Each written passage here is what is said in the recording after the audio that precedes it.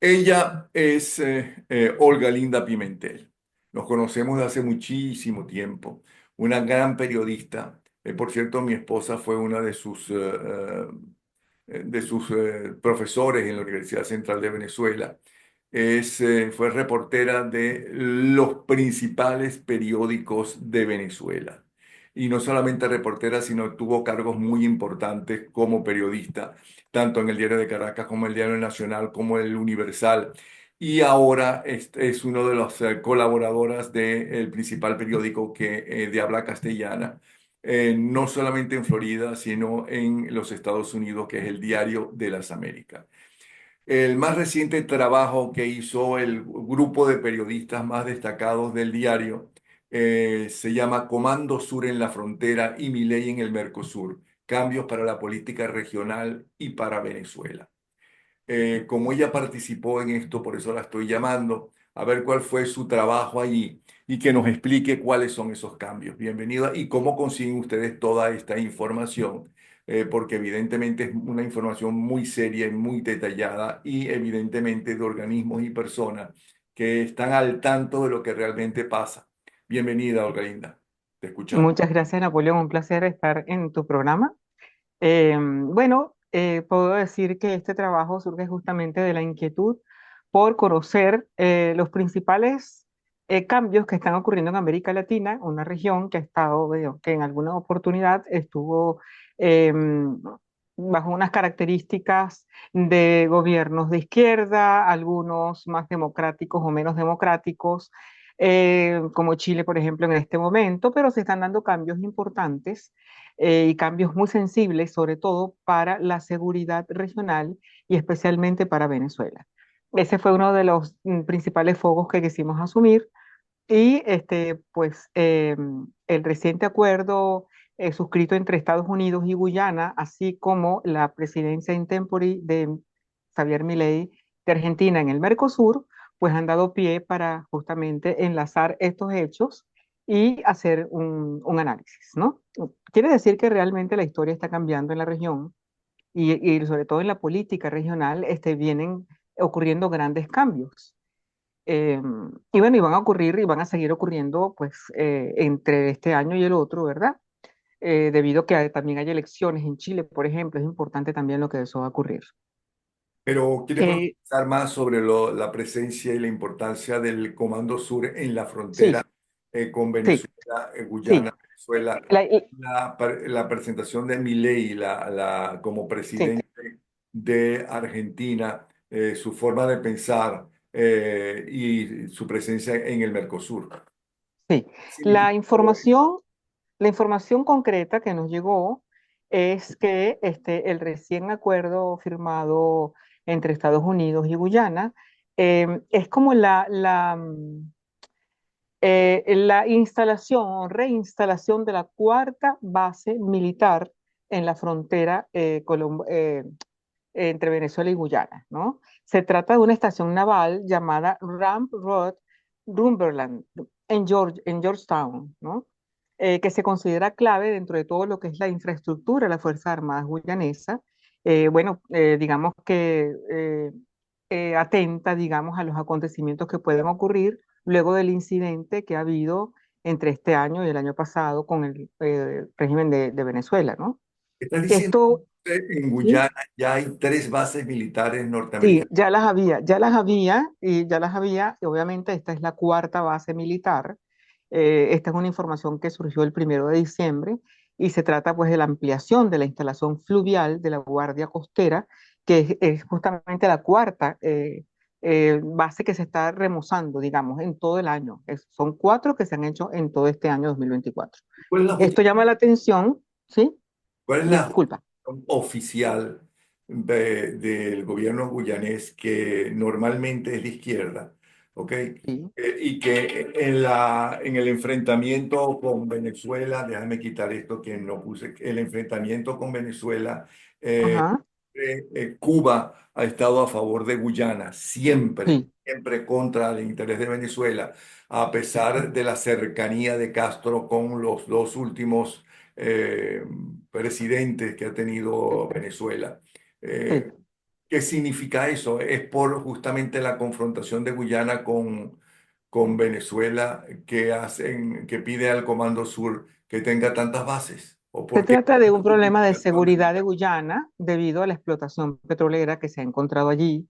Recientemente pues se han encontrado pozos importantísimos y está la Exxon instalando y perforando allí pozos petroleros y eso hace la zona pues sumamente importante para los dos países, tanto para Venezuela, que tiene pues un derecho histórico sobre el Esequibo, incuestionable además, y Guyana, ¿no? Y entonces, claro, Guyana justamente frente a esa actitud un poco belicista de Maduro, de llevar para allá, mandar la Fuerza Armada y tratar de pues, militarizar esa zona que todavía está en disputa, o sea, ha sido manejado por Guyana también de una forma distinta, más allá de lo que ha ocurrido en la Corte Internacional de Justicia, y pues o sea, ha tomado pues sus medidas, digamos, de protección. Estados Unidos, obviamente, dada la importancia geopolítica que tiene también la región, pues es el resultado pues, de esto, lo que ha hecho suscribir ese acuerdo que este, formaliza, digamos, la presencia de Estados Unidos de esas bases militares en la región. Y obviamente, pues Guyana se siente más protegida con las bases militares allí. Eso es un problema, obviamente, para Venezuela y es un problema, obviamente, también para la región, es decir, para toda la zona, pues, ¿no? Y la política, hay un cambio en la política que, bueno, que nos mantiene expectantes acerca de lo que puede pasar allí. Ok. ¿Y qué significa Ujú. que Milei, presidente de Argentina, ahora le puede Bueno, meter en el... sí, esa es una noticia, pues, alentadora en cuanto al Mercosur. En el 2019, y lo puedo decir con digamos, mucha certeza. Yo era coordinadora de Cambio 16, de la web de la revista española Cambio 16, cuando Tremenda ocurre, revista, por cierto, excelente sí, revista. sí, bueno, y la web que tienen, era lo que justamente nosotros estábamos allí pues trabajando, adelantando, y ocurre justamente el acercamiento entre el Mercosur, que es una organización de países del sur que llaman dedicado al comercio, fundado por Brasil, eh, Uruguay, Argentina, obviamente, y eh, a ver, que se me fue el otro, Paraguay. Y entonces fue el presidente, a ver, ya no recuerdo el nombre del presidente, em, se me fue el nombre, el anterior a Antonio Fernández, no recuerdo el nombre, la verdad que se me fue completamente. Quien empezó y digamos que impulsó ese acercamiento, reimpulsó el Mercosur y se llegó pues a un acuerdo preliminar con la Unión Europea, pero eso pues se fue diluyendo en el camino. Entonces, ahora tener de nuevo esa fuerza en el Mercosur y a Milei como presidente interino, pues con el estilo que le caracteriza, pues da una nueva fuerza también a lo que va a ser la política del Mercosur en la región. Es obviamente pues eh, es histórico porque ha sido un esfuerzo, digamos, consecutivo en el tiempo de todos estos países que han querido siempre tener un bloque comercial y en este momento es el único, el último, como se dice en el trabajo, luego de la disolución de UNASUR, que fue un esfuerzo de Chávez también fallido. Ok, pero el Mercosur durante una época como está, porque no solamente es los intereses económicos de los países y el Sí, intercambio comercial, sino que está muy ujú, metida la política según quién sí, esté cómo no, al frente del gobierno en ese momento. claro, Y durante bastante tiempo estaba al frente de gobiernos de izquierda que sí. apoyaban a Venezuela e inclusive se pidió que Venezuela integrara en el Mercosur, y eso que es un mercado de los países del sur del continente. Sí, sí, ¿Esto en qué Venezuela, forma ha sí. cambiado? No, Venezuela efectivamente es parte del Mercosur. Lo que ocurre es, junto con otros países, hay otros países también que forman parte, pero digamos que los fundadores y los fundamentales son estos cuatro países, Brasil, Argentina, Paraguay y Uruguay. Venezuela forma parte, desde la creación se incorpora, pero eh, toman la decisión justamente en esa época, la directiva del Mercosur, de suspender a Venezuela en el 2017 y es exactamente el estatus que tiene en este momento. No puede intervenir en las políticas del Mercosur porque está suspendida. Eso ocurrió justamente porque uno de las normas que existe, lo que regula el Mercosur, son, digamos, condiciones democráticas, ¿no? En favor de la democracia, en ese momento, en 2017, Venezuela, pues, el régimen de Maduro disuelve, de alguna manera desconoce a través del Tribunal Supremo, desconoce la actuación de la Asamblea Nacional, que ganó en el 2015 con mayoría opositora, y se instala en su lugar una constituyente absolutamente inconstitucional, porque no se siguieron los parámetros, digamos, para hacer una constituyente. Y eso pues ocasionó que el Mercosur suspendiera a Venezuela y se saliera justamente de todo lo que ha sido la toma de decisiones, no solamente en la reinstalación, sino en la constitución de todo lo que va a ser la política, tanto comercial como arancelaria, que va a privar en la región. Pero volviendo a Guyana y las bases del Comando Ujú, Surcano, ajá, que ahora van a ser cuatro bases, según te entiendo. ujú, El 7 de diciembre, si mal no recuerdo, Maduro ordena la aprobación de una ley orgánica para la creación de la Guayana Esequiba como un estado más sí, venezolano. Y sí. también instó a PDVSA a crear la división PDVSA Esequibo. Inclusive en ese estado, Guayana Esequiba, ya tiene inclusive un gobernador que, si mal no recuerdo, creo que es Diosdado Cabello, uno de esos. Eh, o sea que el peligro Ujú, para el régimen venezolano es notorio, obvio, no solamente de la presencia de Comando Sur que pudiera, entre otras cosas, a lo mejor ellos están pensando que una de las cosas que pueden hacer es invadir el país en un momento dado. ujú, Invasión no creo, pero también que podíamos perder a pesar de que históricamente tenemos ujú, todo al favor. Todo depende sí, también de quien nos están representando, ¿ok? Podríamos ujú. perder esa zona en reclamación. Todo eso se debe a todo eso que acabo de decir. Sí, claro, tiene que ver un poco con todo lo que ha ocurrido en la Corte de Justicia, en la Corte Internacional de Justicia. Lo que pasa es que el equipo venezolano no ha tenido, digamos, quizás, ¿no? Porque no soy experta en esa parte, digamos, jurídica, pero no ha alegado todas los argumentos sobre los cuales se ha trabajado desde hace muchísimo tiempo, para defender la zona del Esequibo, ¿no?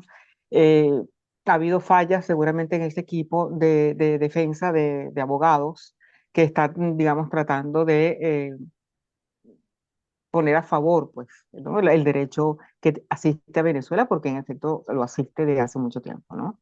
Entonces, claro, Venezuela, ¿qué ha hecho el régimen de Maduro? Simplemente, pues, ha lanzado leyes un poco para proteger, pero al margen de lo que está ocurriendo en la Corte Internacional de Justicia, y eso, pues, deja, pues, en suspenso lo que puede ocurrir. Entonces, claro, ¿qué hace Guyana por su parte? Pues mientras avanza la exploración y la explotación de petróleo de esas grandes zonas, digamos, petroleras de reserva, está, digamos, respaldada por Estados Unidos en defensa de su soberanía, en defensa de la seguridad de su frontera, ¿no? Dado pues la amenaza que tuvo Maduro y bueno, y se hizo hasta un referéndum, ¿no? A la que mucha gente asistió y votó a favor porque el derecho que asiste es incuestionable, pero el interés que hubo en ese momento, que fue absolutamente partidista, fue absolutamente politizado, pues lo, digamos que lo desvincula de toda razón. Ahora, hay historiadores que en cuanto a al desarrollo de la historia de la humanidad, sobre todo Ujú, en el siglo XX y lo que va del siglo XXI, pero también mucho antes, la ujú, historia es un espiral. Para otros, la historia es el péndulo como de un reloj, ¿no? ujú, De derecha a izquierda, luego de izquierda a derecha. ¿En qué momento ujú. estamos en América Latina? Bueno, es difícil decirlo, ¿no? Son ciclos.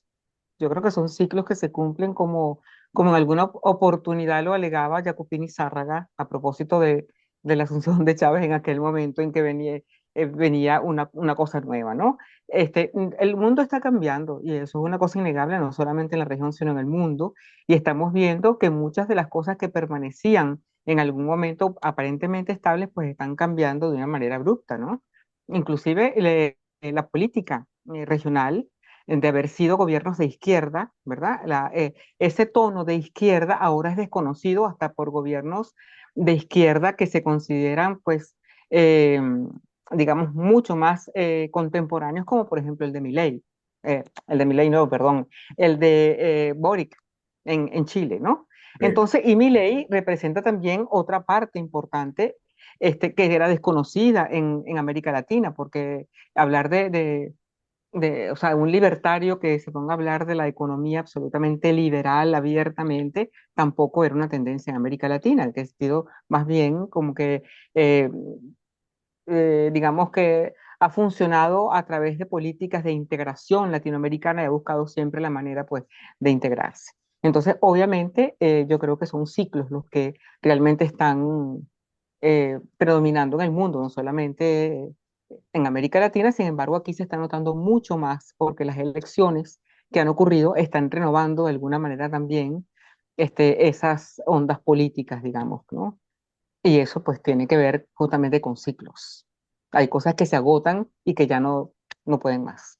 Entre los presidentes, expresidentes y analistas internacionales con los cuales te mueves para buscar la información, ¿no Ujú. han hablado o ha hablado o ha sacado alguna conclusión de lo que has escuchado de ellos, de la posición tanto de Lula como de Petro frente a, el régimen venezolano, que Sí, ya no lo defienden? ¿Por qué ya no lo defienden según lo que tu apreciación?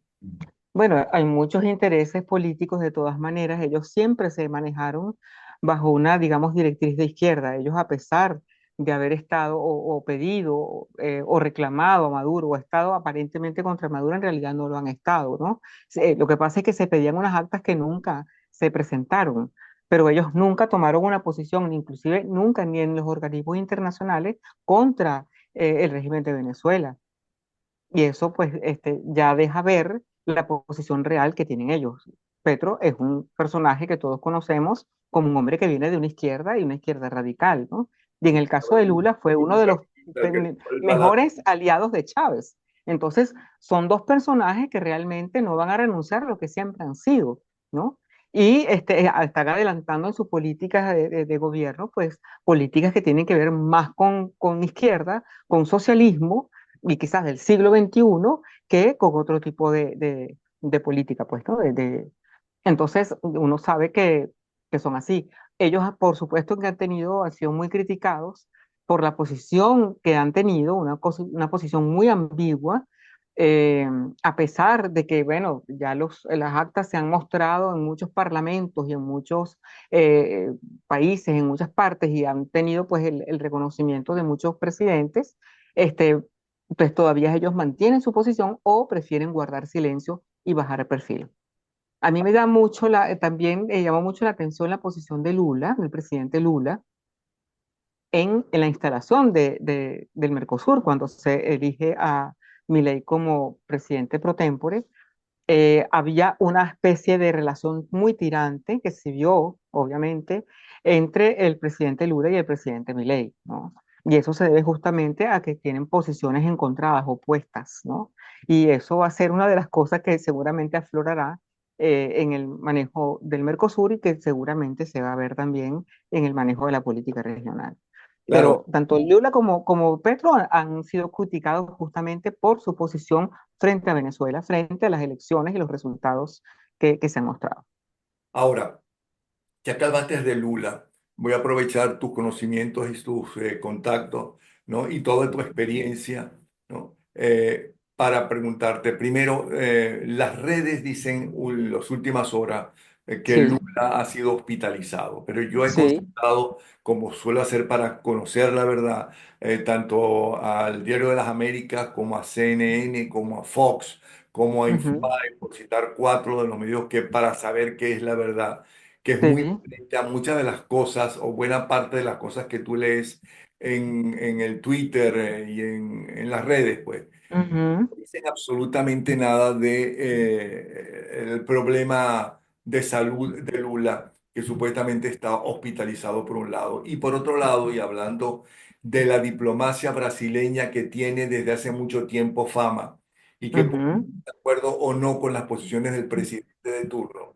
sí, Evidentemente, con la crisis y el rompimiento de relaciones de Argentina con Venezuela, resulta que su embajada y los asilados en su embajada están protegidos por el gobierno de Brasil. Pero el gobierno de Brasil, a diferencia del gobierno argentino, aparentemente no ha sido tan fuerte exigiendo que le den el salvoconducto a estos prisioneros, porque ahora son prisioneros del régimen, porque no tienen ni agua ni luz, entonces ya convierten en prisioneros. ¿Qué es lo que está pasando con Lula y qué es lo que está pasando con los asilados en la embajada de Argentina con protección en este momento de Brasil? sí, bueno, la situación de ellos, francamente, es muy preocupante porque aparentemente, como dices tú, apartando, bueno, son rehenes, obviamente, porque no han tenido, pues, eh, de, ha pasado 8 meses, casi 9 meses, de primero su refugio en la embajada y luego que se les dio asilo en Brasil en abril, no han tenido el salvoconducto, que es digamos que no solamente es lo deseado, es lo obligatorio, ¿no? Pero más Por parte grave, de un Venezuela. no tienen ni agua ni luz, se lo cortaron. Claro, claro, Ah, eso, y eso puede dar justamente alimento. es uno de los grandes problemas que hay, ¿no? Y que Puede que compromete al dar régimen de alimento. Venezuela con el incumplimiento. Hay un incumplimiento obvio de la Convención de Viena, un incumplimiento obvio de la Convención de Asilo de Caracas del 58 y un desconocimiento total al derecho al asilo político, ¿no? Porque además de alguna manera, no solamente se está hostigando la presencia de estos opositores del equipo de María Corina allí, sino que es un asedio constante a la sede de la embajada, ¿verdad? Que es un territorio extraterritorial de Brasil, ¿no? De Argentina, pero que, bueno, asumió a petición de Argentina la custodia, la asumió Brasil. ¿Qué está pasando allí? En septiembre, después que Maduro rompe relaciones con Argentina, el presidente Milei pide a Brasil, por razones de cercanía con Venezuela, que asuma la custodia y luego se la revoca. Recientemente el régimen venezolano le revocó la autorización a Brasil de la custodia que primero le había otorgado. Eso aparentemente pues deja a estos 6 opositores en el limbo, porque ¿quién los protege en realidad, no? Pero, sin embargo, Brasil, a pesar de la desautorización que tiene, no puede desconocer el derecho internacional y eso es lo que está haciendo en este momento. Bueno, ¿Cómo puede resolverse esto? Que la misma Argentina, ante la petición de Brasil de no poder seguir con esto, porque ellos más allá de eso no pueden hacer, o sea, están cumpliendo con el derecho internacional, pero no, ya no tienen, digamos, la autorización para custodiar la embajada. Entonces tendría Argentina, de acuerdo con lo que me han dicho expertos internacionales, diplomáticos con los que he conversado, de próximamente pues saldrá un trabajo de eso en Diario de las Américas, lo que dicen es que entonces Argentina habrá que buscar un tercer país que se encargue de eso. Pero mientras tanto eso ocurre, habría que apelar a mecanismos de solidaridad para que estos 6 opositores puedan conservárseles sus derechos de agua, luz, comida, que prácticamente pues no tienen porque al quitarle la luz tampoco tienen una nevera, la planta no funciona todo el tiempo, ¿no? Y y no además, solamente eso, es que además no pueden nadie meter claro, comida a los presos en la embajada. exacto. No, no, no pueden meter nada y la información que tenemos más recientemente es que justamente fueron tomadas, ocupadas arbitrariamente las casas que rodean a la embajada, casas vecinas, ¿no? Pidieron la desocupación de sus habitantes, de sus propietarios, para justamente para, digamos, fortalecer más ese asedio, ¿no? Esa es la situación preocupante realmente que debe de alguna manera comenzar a dirimirse, porque está previsto que mañana el embajador argentino ante la OEA exponga la situación de estos 6 opositores asilados en la embajada. Es una situación muy preocupante que compromete el cumplimiento pues del derecho internacional público, de todo lo que es la convención, las relaciones diplomáticas y obviamente pues Venezuela no va a quedar muy bien parada en ello, porque el incumplimiento es obvio. Se nos está acabando el tiempo y ha quedado una pregunta en el aire. Sí, ¿Sabes información cierta? No, no estoy criticando a los que ya la han sacado, que a lo mejor es realmente cierto y se adelantaron a ujú, a los periódicos y a las webs más serias que hay, eh, ajá, como, qué sé yo, Infobae, excelente, por citar ujú, una de ellas. Me gusta más que CNN, está más al día que CNN, por lo ajá, menos en español. ¿Qué te iba a sí. decir? ¿Qué se sabe de la enfermedad de Lula y que está metido en una clínica? Sí, no, no ha habido mucha información, la verdad. Más allá de que se encuentra estable, de que está en la clínica, no ha habido mayor información, más allá de una decompensación que habrá tenido su salud.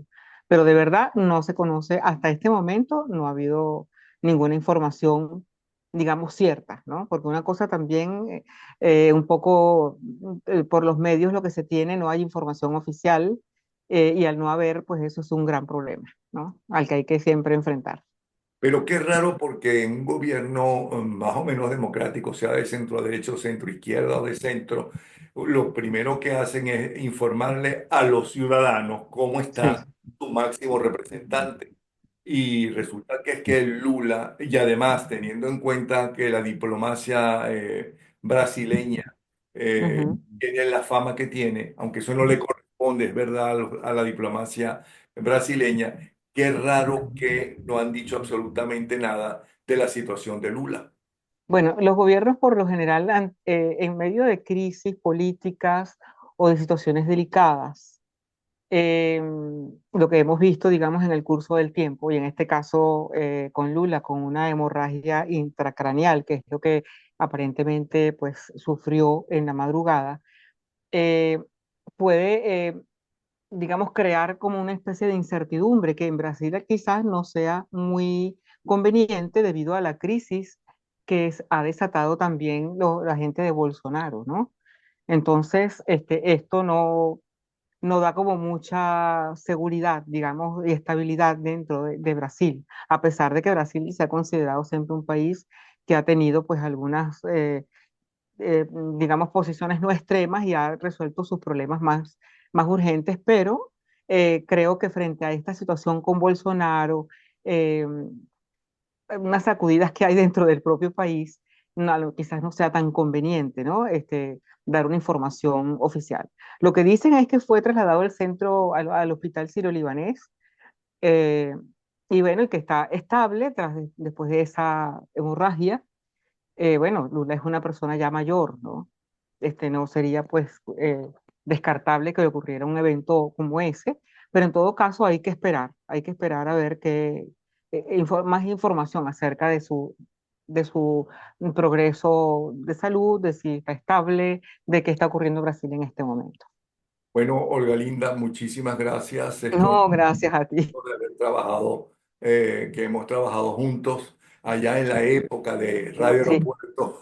maravillosa, años 77, 78, ¿no? Sí. Maravillosa, sí. Olga Linda Pimentel, ya saben ustedes que ha trabajado en los más importantes periódicos, no solamente de Venezuela, sino periódico en español más importante, yo diría de todo Estados Unidos, como es el Diario de las Américas, en la revista realmente Gracias. más seria durante muchas décadas en España, que es Cambio 16, es una tremenda periodista. Un abrazo, Olga Linda. Muchísimas gracias, No, Napoleón. Muchos cariños. un abrazo.